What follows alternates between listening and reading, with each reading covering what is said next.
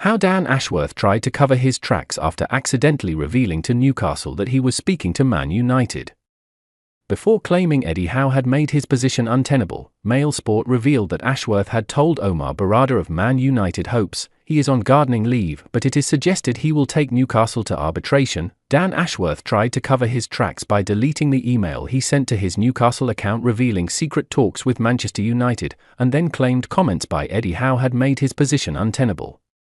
Mail Sport reported on Tuesday how Newcastle sporting director sent an email in early February to Omar Berrada, the incoming Man United chief executive, in which he made it clear he wanted to accept the offer of the same role at Old Trafford. However, Ashworth sent a blind copy to his Newcastle email address before apparently realizing the error and deleting the evidence. At this stage, Man United had not approached Newcastle and Ashworth had not informed his employers of the clandestine talks with a rival. The subsequent discovery of the email by the club is embarrassing for Ashworth and Berrada, who was still on gardening leave from Manchester City. It could lead to a Premier League probe if a complaint is made. In a further twist, we understand Ashworth then claimed comments made by Howe had made his position untenable. However, this was in relation to comments made by the head coach on February 16, 1 week after the secret exchange with Berrada that Ashworth thought he had erased.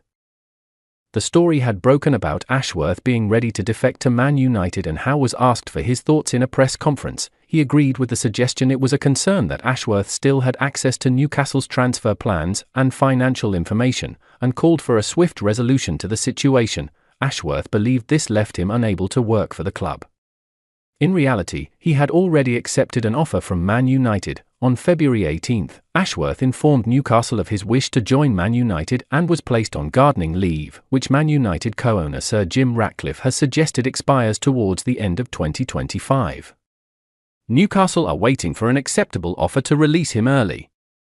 It has since been reported that Ashworth is set to take Newcastle to arbitration in an effort to force the move, and a report in the Daily Telegraph on Wednesday says he will argue he was sacked by the club. The report states that Ashworth believes he was not asked to formally write down his resignation by Chief Executive Darren Eales and should not have been placed on gardening leave until he did so.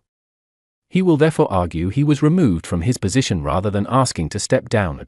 Arbitration is supposed to be a confidential process. Newcastle and Man United have not commented when approached by Mail Sport this week.